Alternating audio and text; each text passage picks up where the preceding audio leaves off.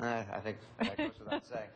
With the holiday season comes a lot of parties, a perfect pairings when it comes to an appetizer, specifically cheese and beer. Heather Johnson is here with a few tips. Heather, good to see you again. Heather, how are you? Good to see you. Good to be back. We love having you, and we love your Christmas decorations. And it's true. I mean, not only if you're planning for a party, but somebody stops in. It's always easy, right? Seriously, to grab cheese and some crackers, you know, and then beers. But you say pairing them? Important. It's really important to make sure that you're matching up your beer with your cheese. Okay. To make sure that you don't have something too strong. Right. And that one doesn't overpower the other. Okay. So we're actually going to go from mild to strong over here. Mild. So this one is, it's called a hipster ale, if you guys want to take a little. Hipster, okay. It's really light and it's really refreshing. Ooh. It's not strong at all. And so then we're going to pair this with. Very nice.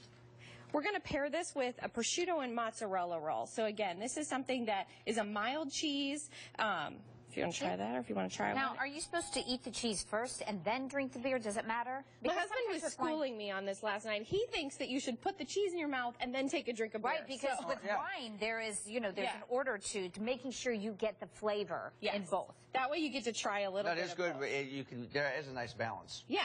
Yeah, definitely. That really is. So those are both really mild. So for somebody that's kind of new or doesn't like a lot of strong beers, that's a good one to try. Because beers, especially in some of the holiday beers, I mean, there are some really intense flavors. Yes. Yeah. That's at the end here. This middle one, we've got a Moorline lager. This is a Moorline Helles. Local place, tap room and over the Rhine. Awesome. We're going to pair that with this Parano cheese. This is a mix between Gouda and Parmesan. Okay. So it's kind of got the strength of the Parmesan, but then you've got the smoothness of the Gouda.